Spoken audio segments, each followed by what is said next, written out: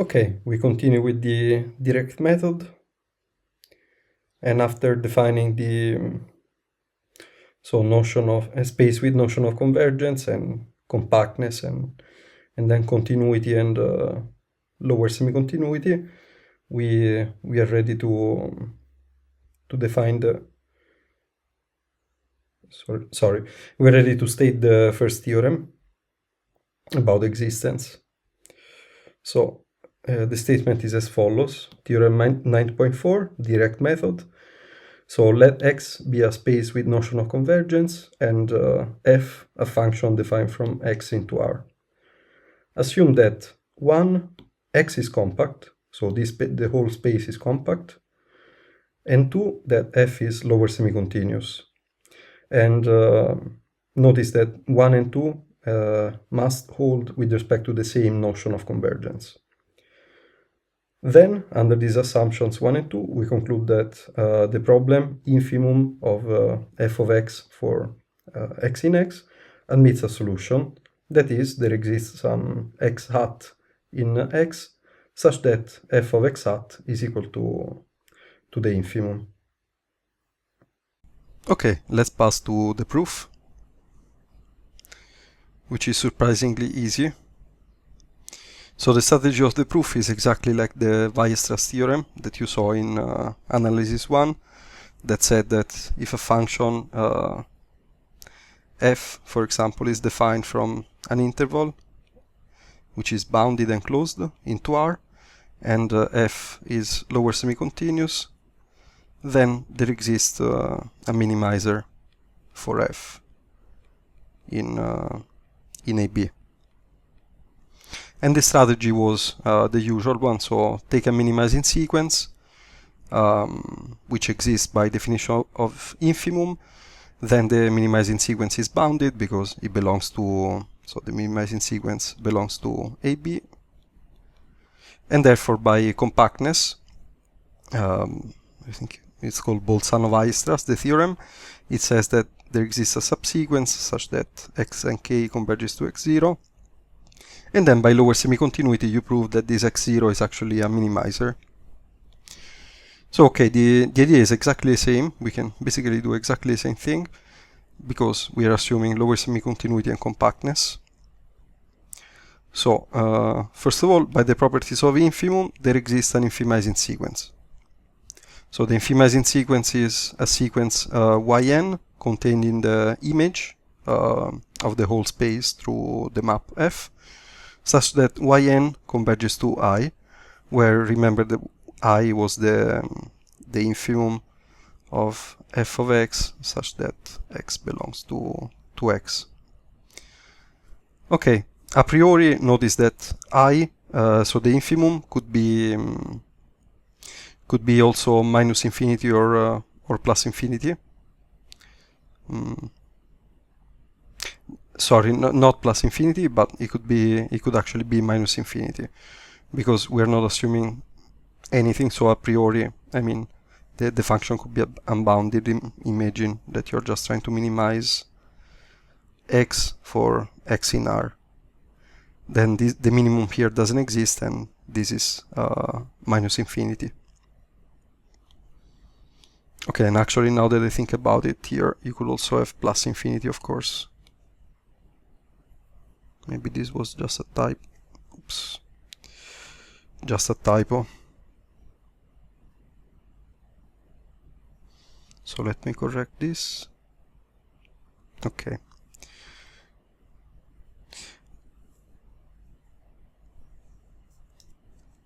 Okay, by definition of image, in the sense that we are assuming that yn belongs to f of x, then by definition there exist elements xn in x such that yn is equal to f of xn, and this is true for every n. Therefore, this is just saying that f of xn is converging to I. Okay, now since we are assuming that the space X is compact, it means that there exists a subsequence of xn such that x and k converges to x hat for some x hat in X. Therefore, we can now use the semi-continuity And we have, first of all, that I is less or equal than f of x hat, because x hat is an arbitrary point, and I was defined to be the infimum of f. And then by lower semi-continuity, since xn k converges to x hat, we have that f of x hat is less or equal than the liminf for k that goes to plus infinity of this sequence here. But we already know that fxn is convergent, which is written here. And therefore the liminf for the subsequence is just equal to the limit for the whole sequence, because the whole sequence is converging in energy. And this is I, because this is converging to I.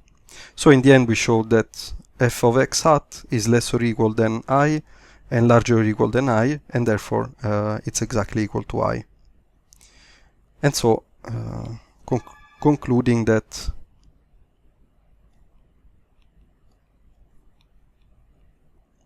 x hat is minimizer,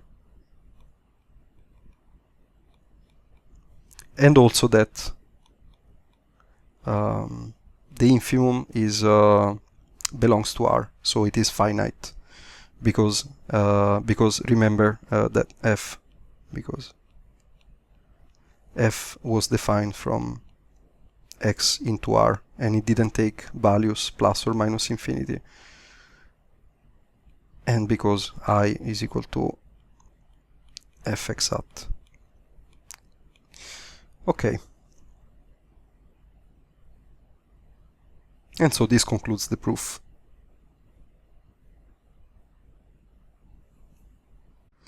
Okay, the remark here is saying that more than a remark is an observation. Okay, so we're saying that as we saw, the direct method is very simple, so the proof is very easy. And as it happens in these cases, there is no free meal in mathematics, apparently. And so if a proof is very easy, it means that the assumptions are very powerful. There is no way around it. And indeed, these two assumptions are, so assumptions 1 and 2, remember that 1 was that the space X has to be compact, and 2 was that the function has to be lower semi-continuous. So these two assumptions are very hard usually to verify, and it's also very hard to find a notion of convergence such that they both hold.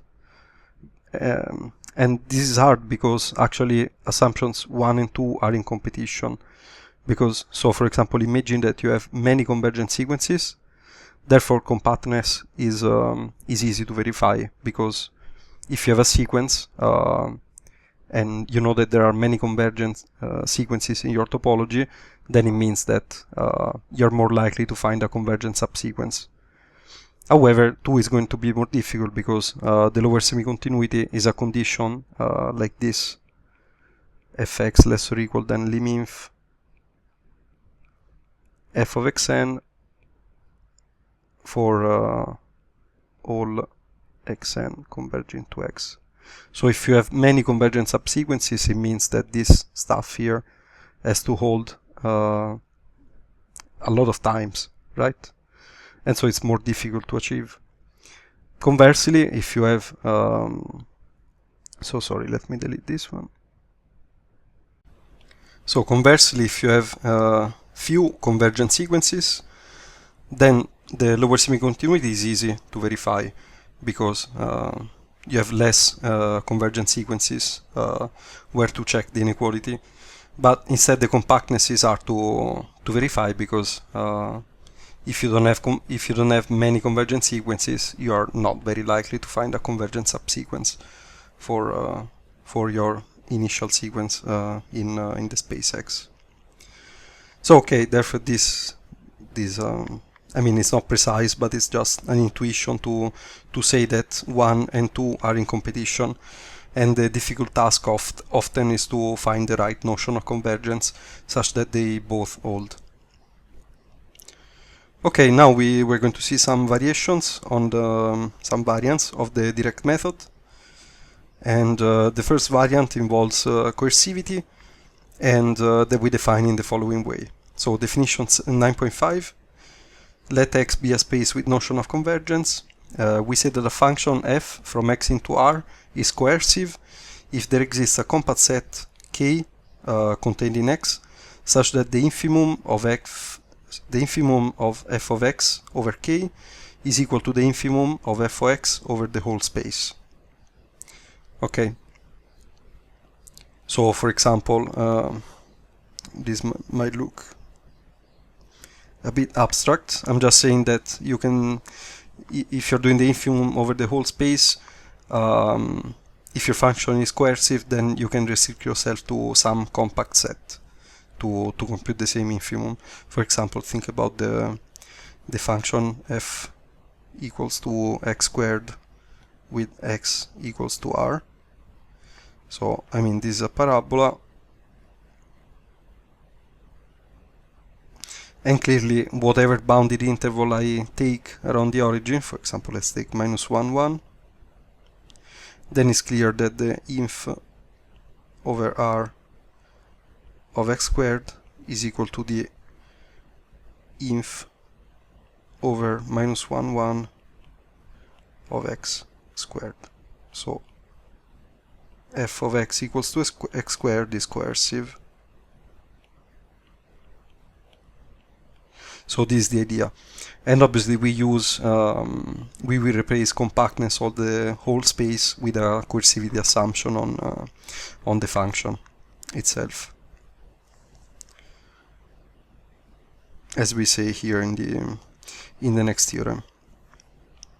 So here, theorem 9.6, X is always a space with notion of convergence, and this time the function from X into R is assumed to be coercive and lower semi-continuous. Then the thesis is that the infimum over X exists, and yeah, and it is finite, of course. It goes without saying. Okay, so notice that we're just replacing the assumption of compactness of the whole space X with the coercivity of the function f. So the proof is going to be very similar. Let's see it. As f is coercive, then there exists k in X compact such that I, which was the infimum over the whole space, is just equal to the infimum over the set k. So this is just the definition of coercivity. So then let's be clear by definition. Okay, but now k is compact and f is lower semi-continuous on k, because f was already so lower semi-continuous on X, and being lower semi-continuous is a local property. And therefore we can straight away apply the direct method theorem 9.4 to conclude the existence of some x hat in k, such that f of x hat is equal to the infimum of f over the set k. So you have that f is, so we're just looking now at the restriction, so f can be looked at a function from k into r. Now k is compact, f is L lower semi-continuous on k, then direct method exists minimizer, but minimizer on k. But now, since we're assuming that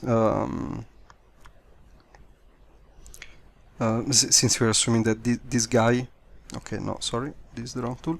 Since we're assuming that this guy here is equal to I here, and I was equal to the infimum over the whole space, then we conclude that x hat is equal to I. So x hat is actually a minimizer on the whole space X.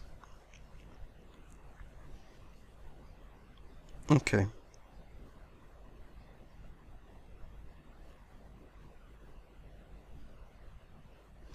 So this is true by, just to be precise, even though it's such a short proof, this is true by star.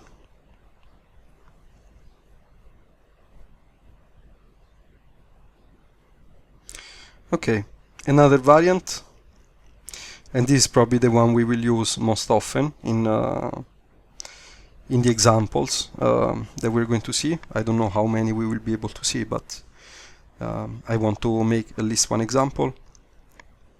So let X be a space with notion of convergence, and f from X into R such that 2, f is lower semi-continuous, so this assumption is always here, the lower semi-continuity.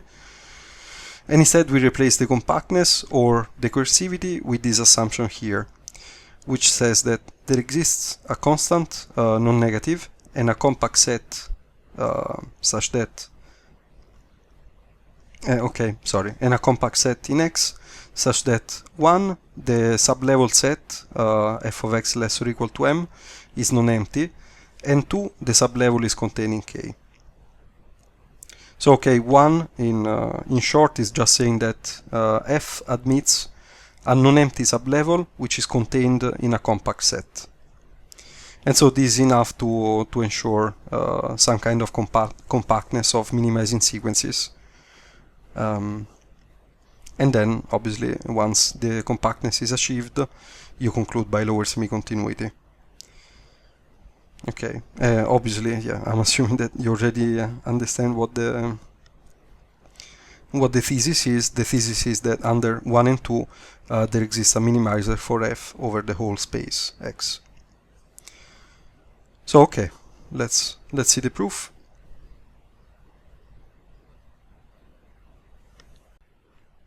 So okay, let's see the proof. The idea is to show that the set k tilde, which we define to be as the sublevel of level m of our function f, we want to show that this set k is k tilde, sorry, is compact. Therefore, to prove that, just fix a sequence inside k tilde, and notice that since k tilde is contained in k by assumption, where k is a compact set, then there exists a subsequence and a point x0 in k such that the subsequence converges to x0. So okay, here notice that the limit belongs to k, because k is the compact set by assumption, and not to k tilde a priori. However, since we know that this guy belongs to k tilde, so the whole sequence belongs to k tilde and hence also the subsequence, then we get that f of x0 by the lower semi-continuity of f is less or equal than the lim-inf of f of x and k, and this one is always less or equal than m because the sequence is contained here. So in total we concluded that f of x0 is less or equal than m, meaning that x0 belongs to k tilde. Therefore we showed that given a sequence in k tilde, there exists a subsequence and a point x0 in k tilde such that the subsequence converges to that point. And this means that k tilde is compact. Okay. Now we have two cases. So the first case is when the infimum is exactly equal to m, which is the sublevel. Then in this case, by definition of k tilde and definition of infimum, we have that so k tilde is also equal to the set of points in x such that f of x is less or equal than I, because I is equal to m. And since I is the infimum, then we discover in particular then this is just the set of points such that the energy is I, because so this is the set of points with energy less or equal than I, but since I is the infimum, then you cannot go below I in energy, and therefore k tilde is exactly equal to this set here, meaning that k tilde is exactly a set of minimizer. Since we are assuming that k tilde is non-empty, then we conclude the thesis, because this set being non-empty means that there exists at least one x tilde in k tilde, which is in x, such that f of x hat, is equal to I, meaning that x hat is a minimizer. Okay, so this one is the trivial case. Let's see the non-trivial one, which is the case of I strictly less than m. Okay, now we proceed as usual. So let xn be an infimizing sequence, meaning that f of xn converges to I. Since I is strictly less than m, we conclude that xn is contained in k tilde upon discarding a finite number of indices. This is because we already know that so xn is contained in k tilde, and this means that f of xn is always less or equal than m, but we also know that f of xn is converging to I, and that I is less than m strictly. Therefore, if you just take, I don't know, just take epsilon small, then you know that f of xn minus I is less than epsilon for n sufficiently large, so n larger than very large, or even not very large, but from one index on. And then, this means that f of xn is less than I plus epsilon. And we can take epsilon so small so that this is still less than m, because we were assuming that I is less than m. And therefore this shows that f of xn is less than m, proving that xn is contained in k tilde.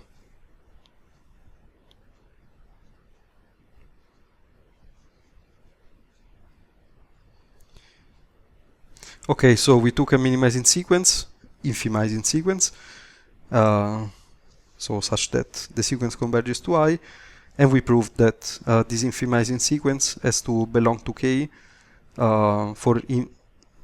definitively, so upon discarding a finite number of indices. Okay, now we can use the compactness of K tilde, which we were assuming, and therefore, which we proved actually. And therefore there exists a subsequence and some point x hat in k tilde such that x and k converges to x tilde. And now we use the usual chain of inequalities. So by definition of infimum, the energy of x tilde, of x hat, is larger or equal than I. And okay, this is wrong. This should be less or equal. Oops. Sorry. Okay, this should be less or equal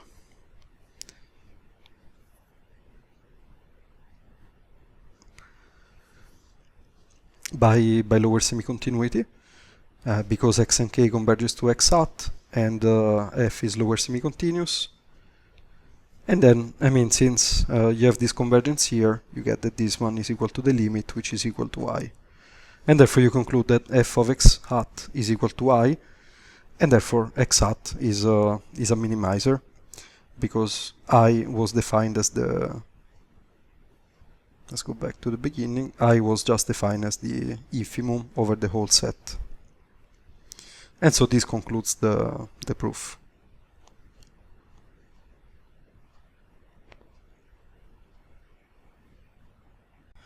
Okay, now we pass to this other subsection, which is titled Direct Method Action Plan.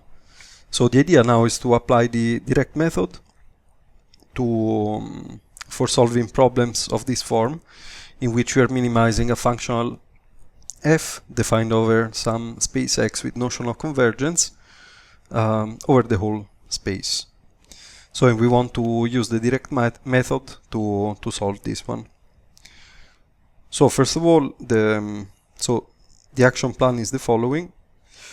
It's comprised of 4 steps, which are 1. Weak formulation, 2. is compactness, 3. lower semi-continuity, and 4. regularity. And let's see in detail what they mean.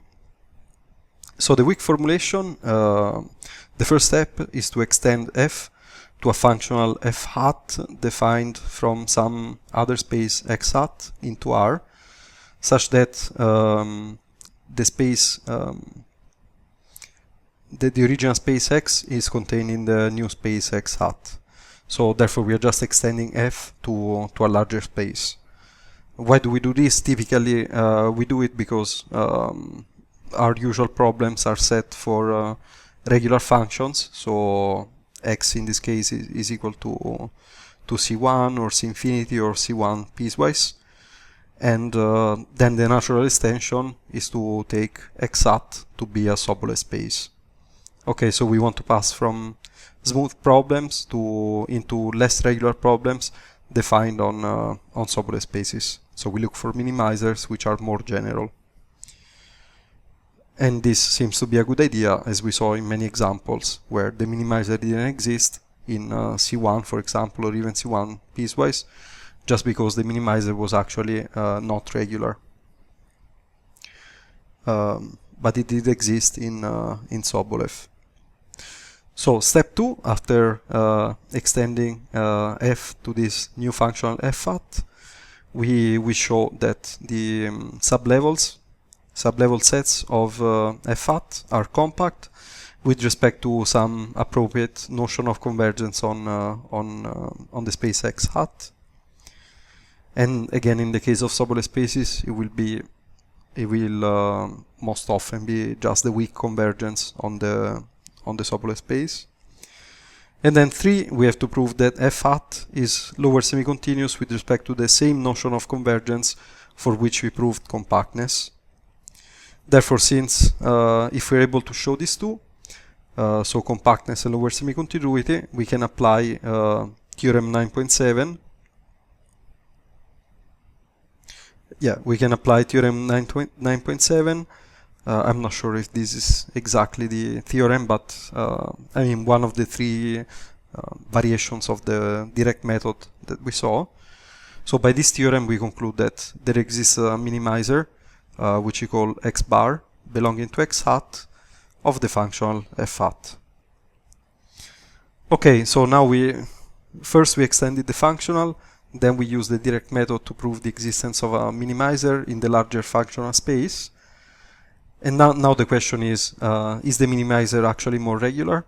So most often we will be able to recover regularity, meaning that the last step will consist in showing that x bar, which is the minimizer over x hat, is actually more regular, meaning that x bar belongs to the original space x. Notice that if we prove this, so that the minimizer is more regular, we already conclude that that x bar is actually a minimizer over the space x for the original functional.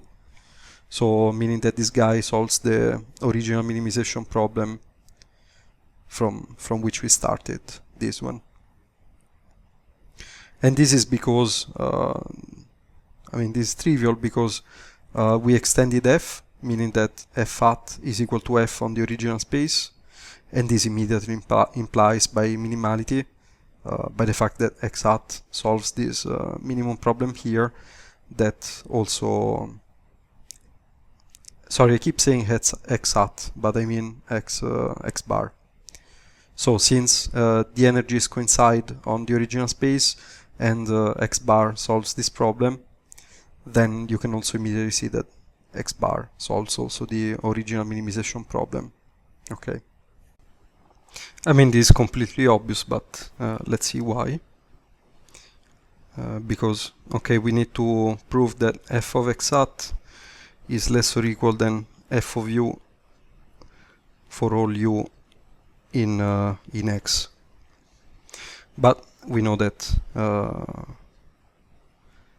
I mean, we already know that in that f hat is equal to f on x, and therefore this first one here becomes f hat of x less or equal than f hat of u, which is true because x bar is actually a minimizer for f hat in the whole space, in the larger space.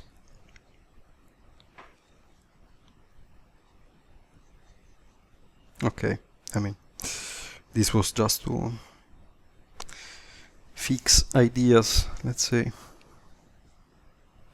Okay, so we want to apply this plan to to a concrete example, which is this one. Okay, as ambient space, we consider X to be the space of C1 functions on the interval 0, 1, such that U at 0 is equal to 0 and U at 1 is equal to 1. So these are our Dirichlet boundary conditions. And the functional f is defined on X like this. So, sorry, this is defined for every U in X. So, okay, this is defined as the integral from 0 to 1 of U dot squared plus the sine of U to the power of 5. Okay, so now first observation, why don't we just use the indirect method, compute the Euler-Lagrange equation and solve it? I mean, the reason is that if you write down the Euler-Lagrange equation for this functional here, you find an ODE which is highly nonlinear. I mean, which is nonlinear. And solving nonlinear ODEs is impossible. I mean, at least you're in some very special case. So therefore, it's much easier probably to just show the existence of a minimizer by the strategy the strategy we just discussed with involving the direct method. Okay, so the first step in our action plan was to relax this problem. I mean, maybe, sorry, relax is not the right word, but just to, let's say, extend this problem to a larger space. So, of course, the natural candidate here is to replace C1 with the Sobolev space W12. And why W12? Because here we also want to extend the functional f, and so whichever Sobolev space we choose for whichever value of exponent p, this guy is not a problem, because by the Sobolev embedding you know that W1p embeds into L infinity, and therefore this guy stays bounded. I mean, actually, much more easily this guy is always bounded, because the absolute value of sine of x is between is less or equal than 1. So this the integral of this guy here is always finite. But yeah, for the derivative, clearly you need, of course, that the weak derivative exists, and you also need that that it is square integrable. So it's natural to choose W12, okay, which is also a Hilbert space. So it's more convenient than choosing, I don't know, W13, because this would be finite also on W13, or W1p for p larger than 2. Okay, because the integration interval is bounded. Okay, so as I was anticipating, we extend f to this space here. So x hat is just the functions u in h1 of 0, 1. Remember this, the notation for W12, such that u at 0 is equal to 0 and u at 1 is equal to 1. Okay, so notice that this space is well defined, because as we mentioned, the h1 functions are actually continuous by theorem 7.19, and therefore it is okay to evaluate these functions at points. So this set makes complete sense. And the extension of f to x hat is trivially defined as basically the same functional. I mean, it looks like the same functional, at least. So f hat is just the integral from 0 to 1 of u dot square plus sine of u to the power of 5. And the only difference, so for u in h1, the only difference is that now this guy here is the weak derivative of u and not the classical derivative. And now, okay, we can notice that f is well defined, f hat is well defined, because u dot belongs to L2, since u belongs to h1, and this one belongs to L1 either by this Sobolev embedding or simply because the sine of x is bounded. And moreover, we have that f hat is equal to f on x.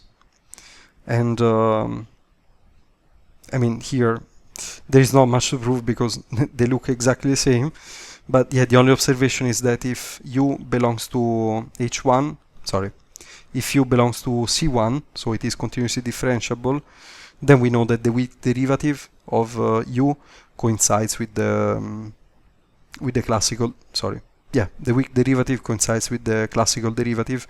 So here we're actually doing the integral of the classical derivative and not of the weak one, if again if u belongs to c1, and therefore the two functions coincide on x.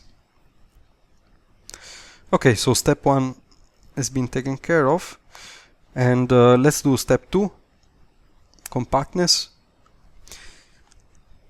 Let me check the time, sorry. Okay, probably I won't be able to cover the whole example, so unfortunately maybe I will have to split, so to finish it next time.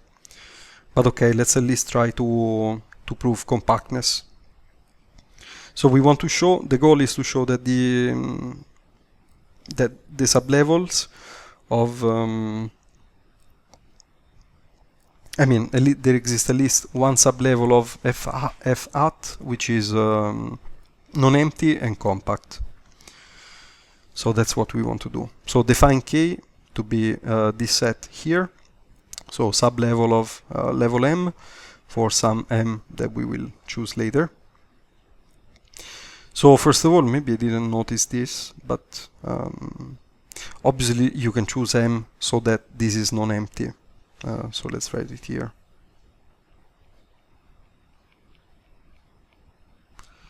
There exists M such that K is non-empty. And how do you do this? I mean, you just choose M as the energy of something which is reasonable. So for example, take M to be f of the constant. Okay, we cannot take a constant, of course, because we need to respect the boundary conditions. But yeah, for example, let's take M as f of u, where u of x is equal to x.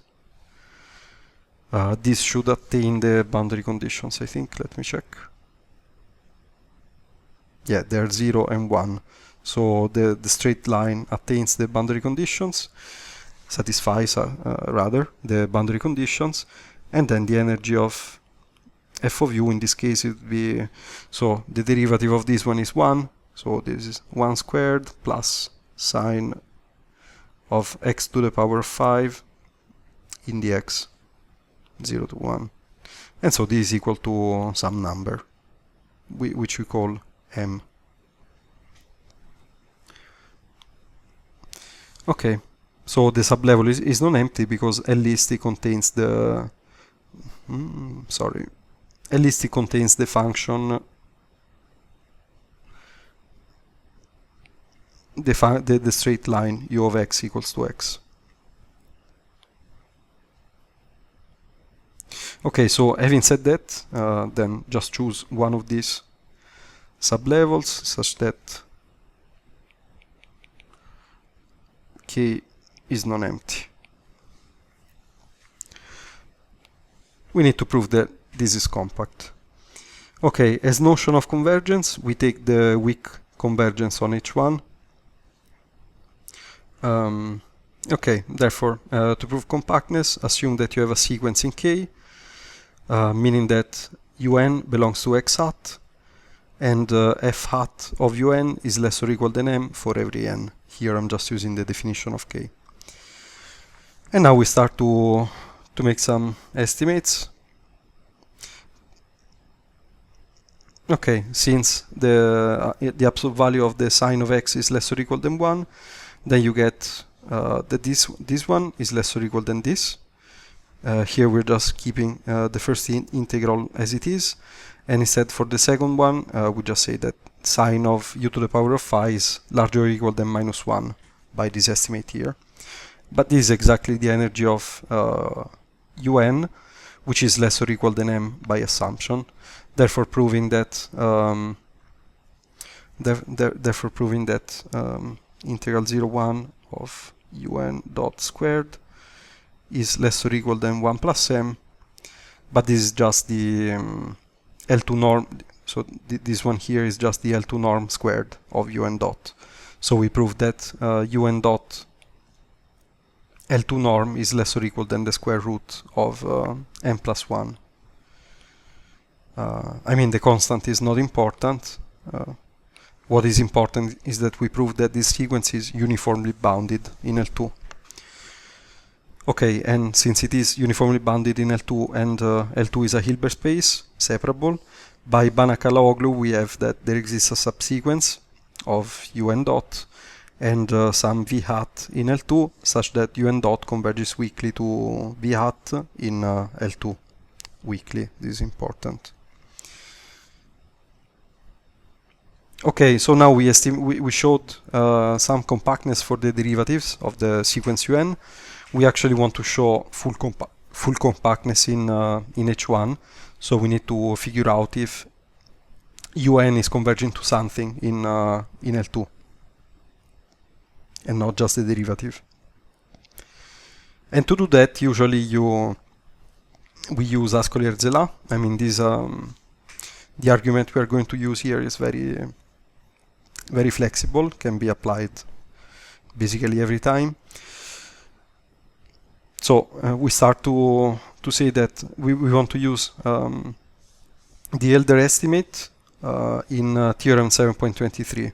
So the Elder estimate, I mean that theorem 7.23 was saying that the space W1P is contained in C0, 1 minus 1 over P, I think.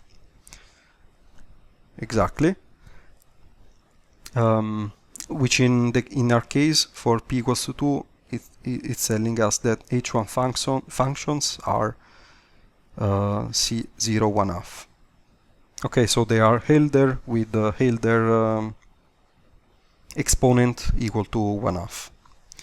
Therefore, by this we get that if you want to estimate the difference, you know that this is not larger than un prime in L2. This was coming from theorem 7.23 times the difference, the square root of the difference of the 2 points x and y. Now we know that this guy here is bounded by the square root of m plus 1, and this is just x minus y to the power of 1 half. So this estimate here we just proved above. And this in particular shows that the sequence un is equicontinuous because it is equi-Helder with exponent 1 half. And so this immediately implies equicontinuity.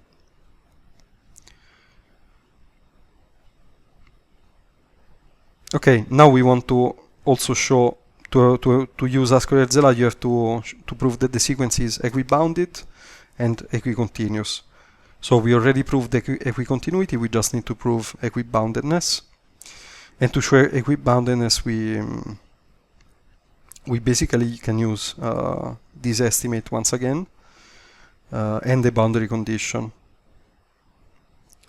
So since remember that un at 0 was equal to 0, therefore un evaluated at some arbitrary point x is equal to un evaluated at x minus un at 0, since this is equal to 0.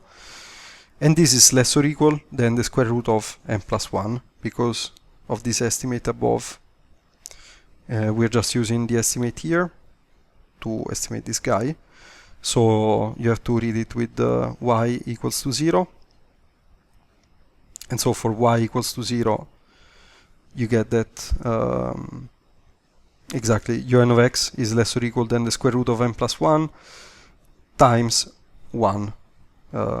Times x to the power of 1 half, and obviously x to the power of 1 half is less or equal than 1 because x belongs to 0, 1. So rather this would be from star with y equals to 0, and since what do I want to say? And since x belongs to 0, 1. Okay, so this also proves that un is uniformly bounded with respect to the infinity norm of C01. Therefore, we can apply Euler-Zela and conclude that this set here, so the closure of our sequence, is compact in C01. This means that there exists a subsequence and some u hat in C01 such that the subsequence converges uniformly to u hat in 01. So we have actually something better than L2 convergence. We have uniform convergence, which obviously implies L2 convergence. Which is what I'm saying here. So in particular, since you have uniform convergence, then you have strong convergence, and clearly also weak convergence to u hat, because strong convergence implies weak convergence. But okay, so now we already knew that un dot and k converges weakly to v hat in L2, and therefore we can just apply remark 7.18, which told you that if un is converging weakly to u and un dot is converging weakly to some other function g, then un converges weakly, so both of these in L2, then un converges weakly to u in H1, and you also have that the weak derivative of u is exactly g. Okay, so by using this remark, you conclude that unk is converging weakly to u hat in W12, H1, and that the weak derivative of u hat is equal to v hat. In particular, you conclude that u hat belongs to W12, and that u hat at 0 is equal to 0 and u hat at 1 is equal to 1, because you also have this uniform convergence here. So you know that this sequence here is 0 at 0 and 1 at 1, and therefore, since you're converging uniformly, you conclude this also for the limit. So actually the limit u hat belongs to x hat. Okay, so now we are halfway through. What did we do so far?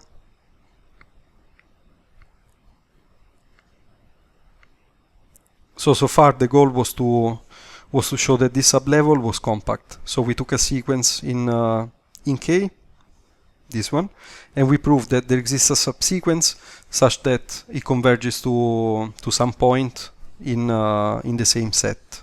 Sorry, to some point belonging to x hat. So at least it is convergent weakly. Now we need to show that this weak limit actually belongs to K. So we need to show that f hat of u hat is less or equal than m. And this is where we use lower semi-continuity of the functional. So let's see how to do it.